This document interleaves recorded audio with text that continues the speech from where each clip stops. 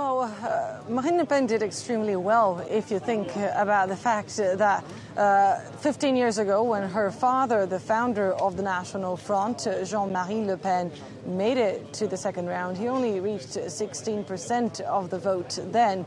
And she is now, projections suggest that she's going to end tonight with more than 34% of the vote. So Marine Le Pen, when she spoke to journalists and to her supporters here at this manor house in the east of Paris just a few moments ago, she seemed pretty proud of herself, pretty proud of what her party had achieved. Of course, she comes from this movement that in the 70s was a fringe movement that gathered xenophobes and nationalists as well as Nazi collaborators, and she is a big responsible for the change in the image of the National Front. Marine Le Pen, who took the lead of this party, she became the party's president back in 2011. She then expelled her father from the party and really tried to distance herself and the party from his hate-filled remarks, and has managed to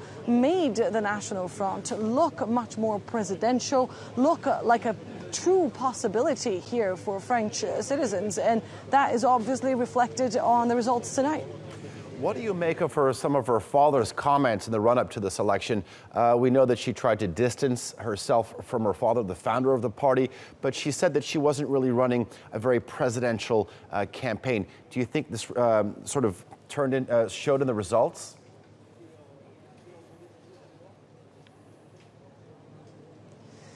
Well, Jean-Marie Le Pen has indeed spoken to journalists here in France several times. He did not hesitate in weighing in on what he believed was the wrong strategy for his daughter. He said that her campaign was too cool, too laid back, that she should have adopted a much more Donald Trump-style campaign.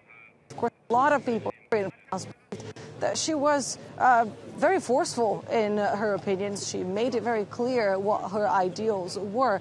But indeed, over the last few months, we've seen a much more moderate Marine Le Pen, a Marine Le Pen who was trying to appeal to all voters, especially once she made it through to the second round. After she came in second in the first round of the elections, she did try to appeal to voters in the left and in the right, trying to get them to come to rally behind her and behind her ideals of putting France first. And of course, some of those ideals did not go down well, especially with voters on the left, who believe Marine Le Pen wanted to isolate France and who still see her and her party as racist.